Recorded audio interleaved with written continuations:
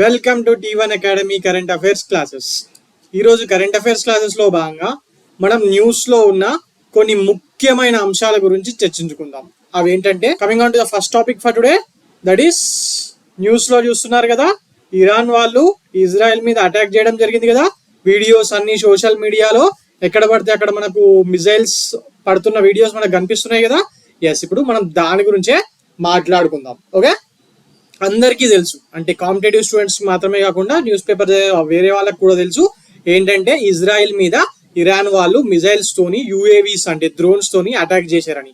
Right, మరి మనకు exam లో అయితే ఇజ్రాయెల్ మీద రీసెంట్ గా ఏ దేశం అటాక్ చేసింది అని అయితే అడిగాడు కదా. ఎస్, సో మనం ఇంకా డీటెయిల్డ్ గా ఎగ్జామ్ పాయింట్ ఆఫ్ వ్యూలో దీన్ని తెలుసుకోవాలి. అసలు ఫస్ట్ ఇజ్రాయెల్ మీద దాడి చేయాల్సిన అవసరం ఇరాన్ కి ఎందుకు వచ్చింది అంటే, నిన్న జరిగిన దాడి ఉంది కదా, అసలు ఎందుకు చేశారు అంటే, ఈ సిరియాలో ఉన్న ఇరాన్ కి సంబంధించిన రాయబార్య కార్యాలయం అంటే ఎంబసీ ఉంటుంది కదా, ఆ ఎంబసీ మీద రీసెంట్ గా గగనతల దాడులు జరిగాయి. అక్కడ మీటింగ్, మన ఇరాన్ కి సంబంధించిన కొందరు కమాండర్స్ ఆ ఎంబసీలో కూర్చొని మీటింగ్ జరుగుతుండగా ఈ గగనతల దాడులు అనేవి జరగడం జరిగింది. మరి అందులో భాగంగా ముఖ్యమైన జనరల్స్ కొందరు చనిపోవడం జరిగింది. ఓకే, మరి దానికి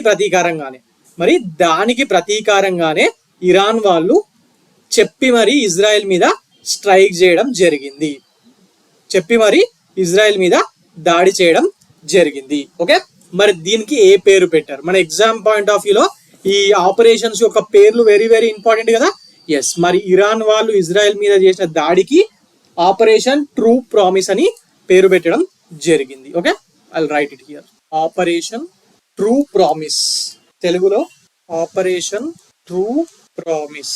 ఓకే, ఆపరేషన్ ట్రూ ప్రామిస్ అన్న పేరు మీద వీళ్ళు దాడి చేయడం జరిగింది. మరి దీన్ని ఇజ్రాయెల్ వాళ్ళు సక్సెస్ కాకుండా ఆపారు కదా. Yes, 99% of the missiles or UAVs which have been fired by Iran were countered. Iran వాళ్ళు ఏ యూఏవీస్ అయితే మిజైల్స్ దాడి చేశారో అందులో 99% వరకు ఇజ్రాయెల్ భూభాగం మీద పడకుండా ఇజ్రాయెల్ వారు ఆపేయడం జరిగింది. మరి ఎలా ఆపారు అంటే, వాళ్ళకు ఈ బహుళ అంచెల రక్షణ వ్యవస్థ ఉంటుంది కదా, ఐరన్ డోమ్ అని చెప్పి మనం చాలాసార్లు విన్నాం. ఆ ఐరన్ డోమ్ టెక్నాలజీతోని, అలాగే యుఎస్ఏ, ఫ్రాన్స్, యూకే ఇలాంటి మిత్ర దేశాలు ఉన్నాయి కదా. ఎస్, వాటి యుఎస్ఏ, ఫ్రాన్స్, యూకే అండ్ ఒక జోర్డన్ అని ఒక ముస్లిం మెజారిటీ దేశం కూడా ఉంటుంది. వాళ్ళు కూడా ఇజ్రాయెల్ కి హెల్ప్ చేయడం జరిగింది. మరి వీటన్నిటి సహకారంతో వీళ్ళు ఆపడం జరిగింది.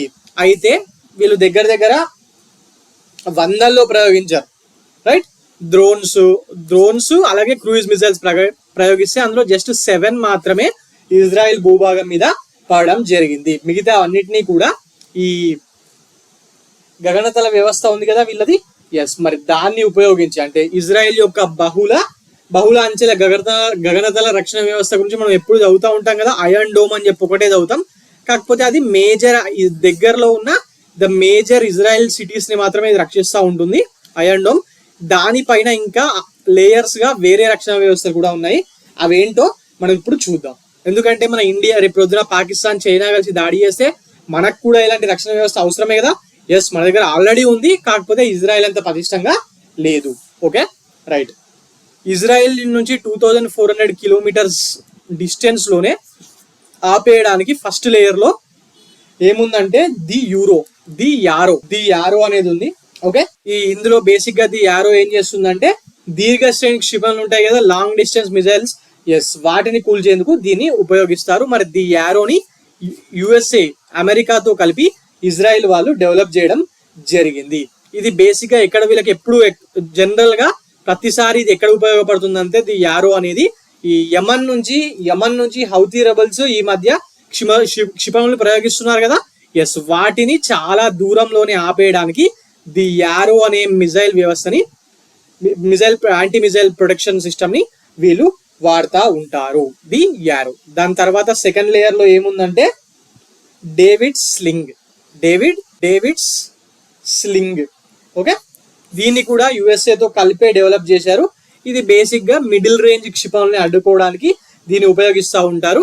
అంటే ఎలా అంటే, ఫర్ ఎగ్జాంపుల్ ఈ ఇజ్రాయెల్ కి పక్కనే లెబనాన్ ఉంది కదా, ఆ లెబనాన్ దేశం నుంచి లెబనాన్ గవర్నమెంట్ లో ఒక భాగమైన ఈ హెజ్బుల్లో వాళ్ళు ఉంటారు కదా, ఎస్ ఆ హెజ్బుల్లో ఆర్గనైజేషన్ సంబంధించిన మిలిటెంట్స్ ఉన్నారు. వాళ్ళు అప్పుడప్పుడు క్షిపణి దాడులు చేస్తూ ఉంటారు. మరి అవి ఇజ్రాయెల్లో పడకుండా జనాలకు ఏ ఇబ్బంది రాకుండా ఈ డేవిడ్ స్లింగ్ ని వీళ్ళు వాడుతూ ఉంటారు ఇజ్రాయెల్ వాళ్ళు. మరి థర్డ్ లేయర్ లో పేట్రియట్, మనం రీసెంట్ గా విన్నాం జపాన్ వాళ్ళు యుఎస్ఏ నుంచి పేట్రియట్ మిసైల్ వ్యవస్థను కొన్నారని విన్నాం కదా. ఎస్ ఇది యుఎస్ నుంచి ఇజ్రాయెల్ వాళ్ళు కూడా కొనడం జరిగింది. కాకపోతే ఇది చాలా పురాతనమైనది. మన జపాన్ వాళ్ళు కొన్నదేమో లేటెస్ట్ వర్షన్. పేట్రియాట్ ఏంటంటే ఇది మొట్టమొదటిసారిగా 1991 లోనే ఇజ్రాయెల్ కి యుఎస్ఏ వాళ్ళు ఇవ్వడం జరిగింది. మరి ఆ టైంలో 1991 అనగానే మనకి ఏం గుర్తుకొస్తుంది, గల్ఫ్ వార్ ఉంది కదా. ఎస్ ఆ గల్ఫ్ వార్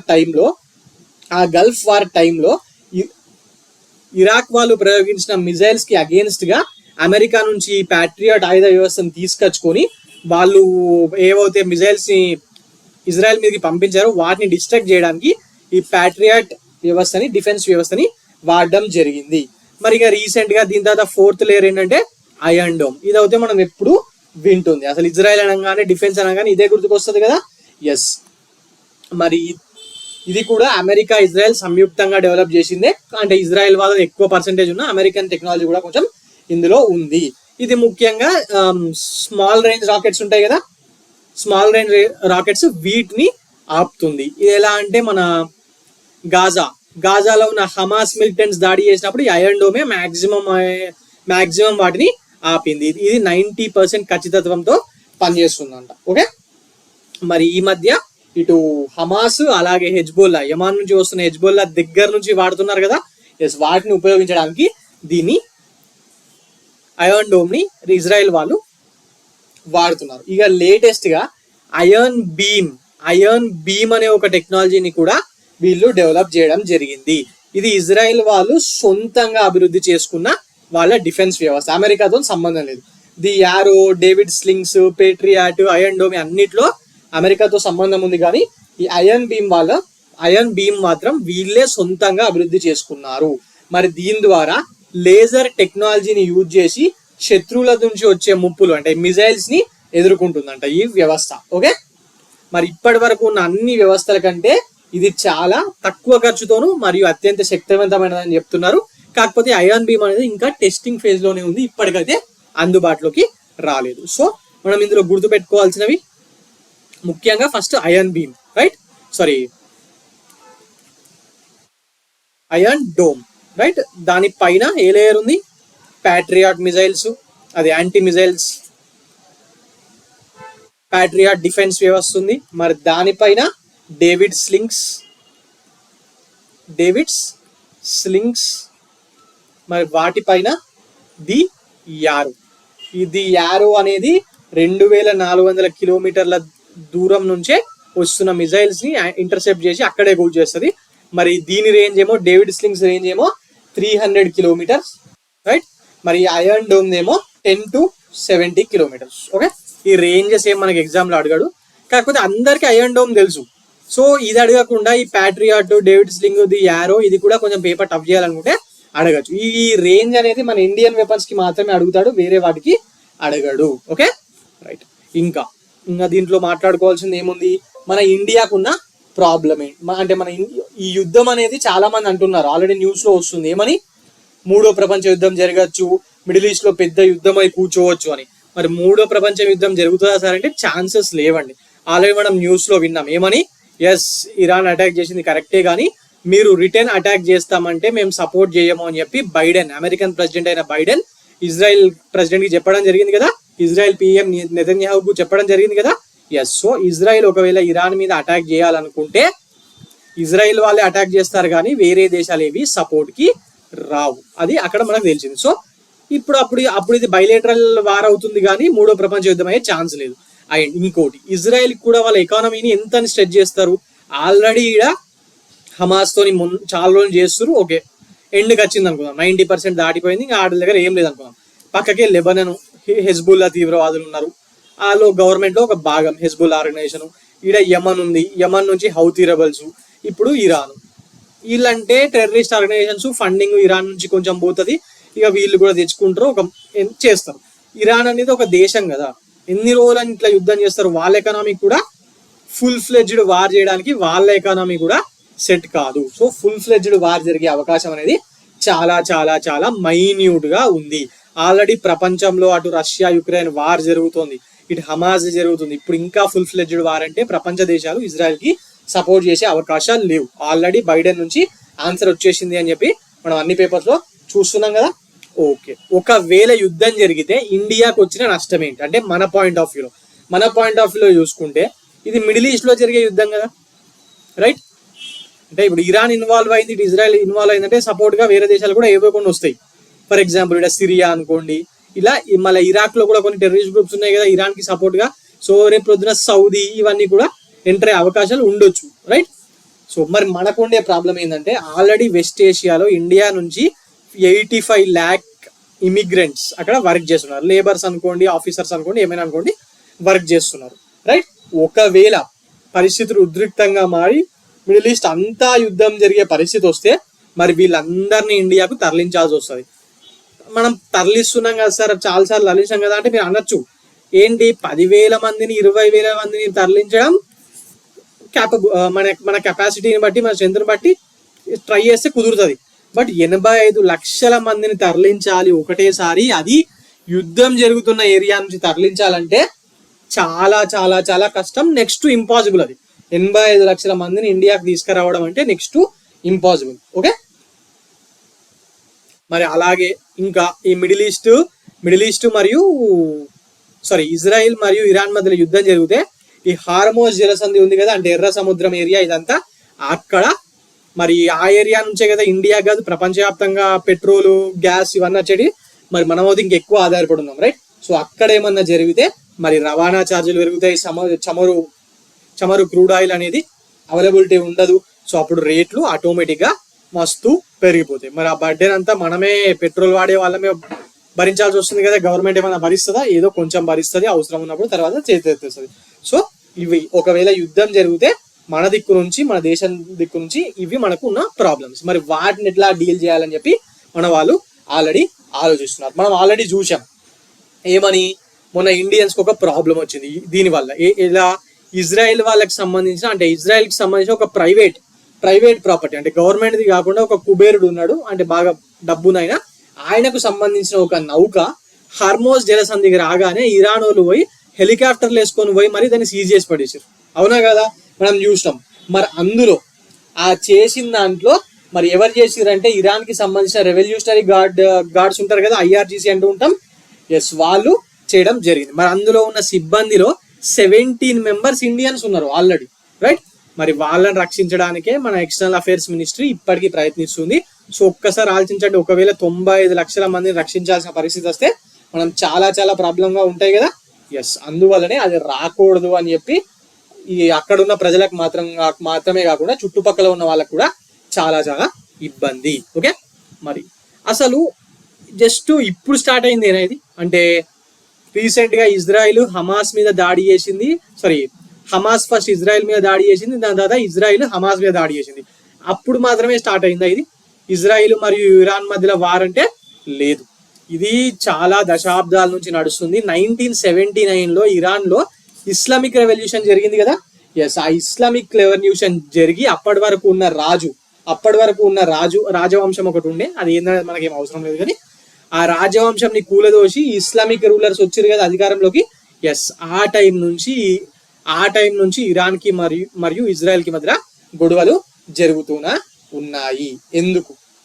ఎందుకంటే ఈ 1979లో ఇరాన్ పగ్గాలు ఎవరి చేతిలోకి వచ్చాయి? అయాతుల్లా ఖమేనీ ఆయన ఉన్నాడు కదా. ఎస్, మరి ఆయన చేతిలోకి రావడం జరిగింది. మరి అంతకు ముందు వరకు ఉన్న రాజవంశం ఉంది కదా, వాళ్ళు అటు అమెరికాతోనూ ఇటు ఇజ్రాయెల్ తోనూ స్నేహంగా ఉండేవాళ్ళు. మరి వీళ్ళు వచ్చిన తర్వాత ఎగ్జాక్ట్లీ అపోజిట్ స్టాండ్స్ తీసుకున్నారు. ఎవరు? ఇప్పుడున్న ఇస్లామిక్ రూలర్స్, రైట్? మరి వాళ్ళు ఏం చెప్పారంటే అమెరికాని మహా సైతాన్ అని, మరియు అలాగే ఇజ్రాయెల్ ని చిన్న సైతాన్ అని చెప్పి వాళ్ళు పేర్లు పెట్టేసి మొత్తము జనాలకు కూడా అది ఎక్కిచ్చేసి anti Israel and anti America stands తీసుకోవడం జరిగింది. ఓకే, మరి 1980s 1990s టైం నుంచే ఇరాన్ వాళ్ళు వాళ్ళ యొక్క అణు కార్యక్రమాన్ని అడ్డుకోవడానికి ఇజ్రాయెల్ ప్రయత్నిస్తుందని చెప్పి వాళ్ళు ఎప్పటి నుంచో ఆరోపించడం కూడా జరగడం జరుగుతుంది. మరి అందువల్ల ఏమైందంటే లాస్ట్ 20 to 30 years నుంచే ఈ రెండు దేశాలు పరస్పరం దాడులు చేసుకుంటాయి. కాకపోతే ఇట్లా డైరెక్ట్ కాదు, నిన్న మొన్న జరిగినట్టు డైరెక్ట్ కాదు, ఇండైరెక్ట్ ప్రాక్సీ వార్స్. ఎట్లా? ఫర్ ఎగ్జాంపుల్ ఇప్పుడు హమాస్ ఉంది. హమాస్ వాళ్ళ పాలస్తీన్ కోసం పోరాడుతున్నా వీళ్లకు ఆయుధాల సపోర్టు ఇవన్నీ ఇరాన్ వాళ్ళు అందిస్తారు. ఎందుకు? వీళ్ళకేం అవసరం అంటే ఇగో ఈ గొడవ, అప్పటి నుంచి ఉన్న గొడవ. అలాగే లెబనన్లో ఉన్న హెజ్బుల్లా వాళ్ళకు, ఇలా అందరికీ ఇరాన్ నుంచి ప్రాక్సీ వెళ్తున్నాయి. మరి అలాగే ఇజ్రాయెల్ అట్లే చూస్తూ కూర్చుంటున్నా లేదు, ఇండైరెక్ట్ గా ఇరాన్ కి సంబంధించిన మేజర్ అసెట్స్ ని వేరే దేశాలు ఎక్కడైనా ఆపరేషన్స్ ఉన్నట్టయితే అక్కడికి వీళ్ళ మొసాద్ ఏజెన్సీ పంపించి లేపేపిస్తుంది. సో అందువల్ల ఈ విషయం అనేది చాలా సంవత్సరాల నుంచి కనిపిస్తుంది. ఒక రకంగా షాడో వార్ అనేది ఇరాన్ అండ్ ఇజ్రాయెల్ మధ్యలో చాలా సంవత్సరాల నుంచి జరుగుతుంది. మరి ముఖ్యంగా ఈ షాడో వార్ దీని యొక్క ప్లేస్ ఎక్కడ అంటే లెబనన్ అండ్ సిరియా, ఈ రెండు దేశాల కేంద్రంగా ఇరాన్ మరియు ఇజ్రాయెల్ మధ్యలో ఈ షాడో వార్ అనేది చాలా సంవత్సరాల నుంచి జరుగుతుంది. లెబనన్లో ఎవరి మీద అంటే హెజ్బుల్లా గ్రూప్ ఉంది. మరి వాళ్ళు ఇరాన్ సపోర్ట్ తో ఉన్నారు. అలాగే సిరియాలో ఉన్న వాళ్ళ ప్రైమ్ మినిస్టర్ ఇప్పుడు ఉన్నాడు కదా ఆయన, సిరియా అధ్యక్షుడు బషర్ అల్ అసద్, రైట్, ఆయన కూడా ఇరాన్ కి మద్దతు తెలుపుతున్నాడు. సో దీనివల్ల ఇలాంటి పాత కారణాలు అవి ఇంకా లేచి ఇగో ఇలా యుద్ధానికి కారణం అవుతున్నాయి. Okay, right. ఇదంతా ఎందుకు చెప్తున్నానంటే మీకు ఎగ్జామ్ లో జస్ట్ ఒక క్వశ్చన్ పైన స్టేట్మెంట్ ఇచ్చి కింద ఒక ఆప్షన్ ఏబిసి అని ఇచ్చి వదిలేస్తాడు, రైట్. 4 స్టేట్మెంట్లు ఇచ్చి దాని కింద ఏవి కరెక్ట్ అని అడుగుతున్నాడు. సో ఆ స్టేట్మెంట్స్ లో భాగంగా మనం ఇప్పుడు మాట్లాడుకున్న విషయాలు 1979 ఇస్లామిక్ రెవల్యూషన్ ఆఫ్ ఇరాన్, అలాగే 1991 గల్ఫ్ వారు, ఇవన్నీ మనకు ఎగ్జామ్ లో అడిగే అవకాశాలు చాలా ఎక్కువగా ఉన్నాయి. అలాగే ఆపరేషన్ ట్రూ ప్రామిస్, ఇది అయితే 100% important. Okay, operation true promise. అలాగే ఒకవేళ జరిగితే మన ఇండియాకు ఏ విధాలుగా నష్టము, ఇలాంటివన్నీ అడిగే అవకాశాలు ఉంటాయి. కాబట్టి నేను ఇదంతా ఇంత డీటెయిల్ గా చెప్పడం జరిగింది. Okay, right. ఎస్, అలాగే ఈ ఇజ్రాయెల్ కి సంబంధించిన రక్షణ వ్యవస్థ ఉంది కదా, iron dome, David slings, the arrow, ఈ పేర్లు కూడా ఇంపార్టెంటే. Okay, right. Now coming on to the next topic, that is Singapore అనే దేశం ఉంది కదా, మన ఏషియాలో ఉంటుంది. ఎస్, మరి దానికి మొన్నటి వరకు ప్రైమ్ మినిస్టర్ లీ సియన్ లూంగ్ గారు ఉండేవారు. లీ సియన్ లూంగ్, ఓకే, ఇంగ్లీష్ లో లీ సియన్, హెచ్ సైలెంట్, లీ సియన్ లూంగ్. ఇక్కడ తెలుగులో ఉంది కదా. ఎస్, ఈయన ప్రైమ్ మినిస్టర్ గా ఉండేవాళ్ళు. మరి ఈయన రిజైన్ చేయడం జరిగింది రీసెంట్ గా. ఓకే, రీసెంట్ గా రిజైన్ చేయడం జరిగింది. ఇప్పటి వరకు ఉప ప్రధానిగా ఉన్న లారెన్స్ వాంగ్ మే 15 నుంచి రిజైన్ చేస్తున్నామని చెప్పేసిండు. ఇంకా అఫీషియల్ గా ఏం రిజైన్ చేయలేదు. మరి మే 15 నుంచి ఈ Lawrence Wong is going to become the new prime minister of Singapore. ఒకప్పుడు థర్డ్ వరల్డ్ కంట్రీ, చాలా పేదరికంలో ఉండే, మనని ఎట్లయితే బ్రిటిష్ వాళ్ళు పాలించారో మరి వాళ్ళని కూడా బ్రిటిష్ వాళ్ళే పాలించారు. 1959 లో వీళ్ళకి స్వతంత్రం వచ్చింది. మరి అప్పటి నుంచి ఇప్పటి వరకు జస్ట్ 3 ప్రైమ్ మినిస్టర్లు వాళ్ళకు. ఇన్నేళ్లలో 50 ఏళ్ళు దాటిపోయింది వాళ్ళకి స్వతంత్రం వచ్చి, రైట్. మరి ఇన్నేళ్లలో వాళ్ళకు 3 ప్రైమ్ మినిస్టర్లుగా చేసిరు. వాళ్ళ 3 ఆధ్వర్యంలో దేశం చాలా చాలా ముందుకు వచ్చింది. థర్డ్ వరల్డ్ కంట్రీ నుంచి ఆర్థికంగా సుసంపన్నమైన దేశాల లిస్ట్ లో టాప్ దేశాల్లో సింగపూర్ కూడా ఇప్పుడు టాప్ లో ఉంటుంది కదా. ఎస్, మరి దానికి కారణాలు ఎవరంటే వాళ్ళ ఫస్ట్ ప్రైమ్ మినిస్టర్ లీ క్వాన్ యే. ఓకే, ఈయన దానికి కారణము. ఎందుకంటే ఈయన 1959 నుంచి 1988 వరకు దగ్గర 30 ఏళ్ళు ఆ దేశానికి ప్రైమ్ మినిస్టర్ గా చేసి ఆ దేశం యొక్క రూపురేఖల్ని మార్చడం జరిగింది. మరి దాని తర్వాత second prime minister Goh Chok Tong, ఈయన కూడా ఒక 13 years చేసిండు 2004 వరకు. మరి 2004 నుంచి ఇప్పుడు 2024 వరకు ఇప్పుడు ఆల్రెడీ ఉన్న sitting prime minister Lee Hsien Loong and he is the son of this man is the son of Lee Kuan Yew. First prime minister, Singapore యొక్క ఫస్ట్ ప్రైమ్ మినిస్టర్ కొడుకే అయిన మరి ఈయన కూడా చాలా చాలా ఆర్థిక సంస్కరణలు తీసుకొచ్చి సింగపూర్ని చాలా ముందుకు వెళ్ళేలా ట్రై చేయడం జరిగింది. సింగపూర్ అనగానే మనకు ఏం గుర్తుకొస్తుంది? చిన్న దేశం, మన హైదరాబాద్ అంతా కూడా ఉండదు, రైట్? కానీ అక్కడ ఆర్థిక వ్యవస్థ అనేది చాలా పటిష్టంగా ఉంటుంది. అక్కడ వాటర్ క్లీనింగ్ మెకానిజం కానివ్వండి, అక్కడ కార్లు కొనాలంటే 200% ట్యాక్స్ కట్టాలి. ప్రపంచంలో ఎక్కడ లేనంతగా గవర్నమెంట్ ట్రాన్స్పోర్ట్ అనేది చాలా ఎఫెక్టివ్ గా ఉంటుంది. సింగపూర్ నేషనల్ యూనివర్సిటీ ఇవన్నీ చాలా చాలా ఫేమస్ కదా. మరి వీటికి కారణాలు ఎవరంటే ఈ ముగ్గురు. ఓకే, మరి మనం ఇప్పుడు ఇందులో ఎగ్జామ్ పాయింట్ ఆఫ్ వ్యూలో ఇప్పుడు ఈ కరెంట్ అఫైర్స్ లో న్యూస్ లో ఉన్నది ఏంటంటే పేరు. ఓకే, ఎవరు రిజైన్ చేయబోతున్నారు? లీ సిన్ లూంగ్. ఆల్రెడీ ఈయన ఎప్పుడో రిజైన్ చేస్తా అని ఆఫర్ ఇచ్చినా కూడా ఆ కరోనా రావడం వల్ల మళ్ళీ కొత్త వాళ్ళు వస్తే ఇదంతా అలవాటు పడడం కొంచెం కష్టం అని చెప్పి నాయకత్వ మార్పుని ఆపడం జరిగింది. మరి ఇప్పుడేమో కొత్తగా లారెన్స్ వాంగ్ అనే అతన్ని అఫీషియల్ గా May 15th ఆయన ప్రమాణ స్వీకారం చేయబోతున్నాడట. ఓకే, ఇందులో గుర్తు పెట్టుకోవాల్సిన పాయింట్స్ ఇవే: Lee Hsien Loong, Lawrence Wong, అలాగే Lee Kuan Yew, first prime minister, third prime minister, మరి కొత్తగా వస్తున్న prime minister. Okay, right. Now coming on to the next topic for today, that is America, Japan, South Korea సంయుక్త విన్యాసాలు చేశాయి. ఎక్కడ చేశాయంటే south China see ఉంది కదా,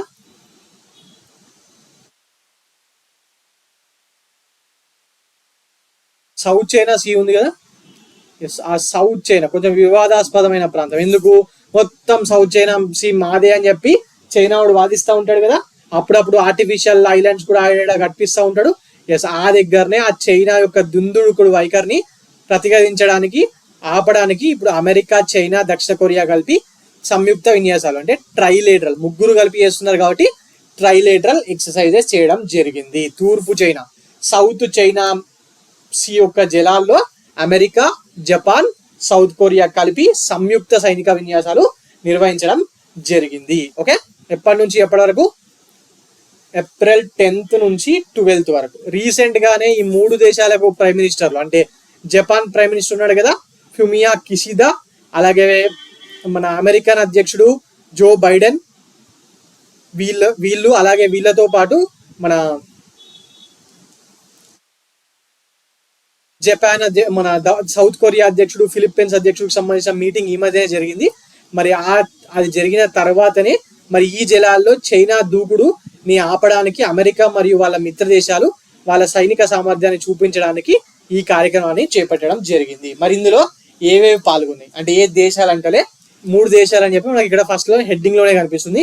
కాకపోతే ఈ విన్యాసాల్లో అమెరికా యొక్క విమానవాహన నౌక అయిన యుఎస్ఎస్ థియోడోర్ రూజ్వెల్ట్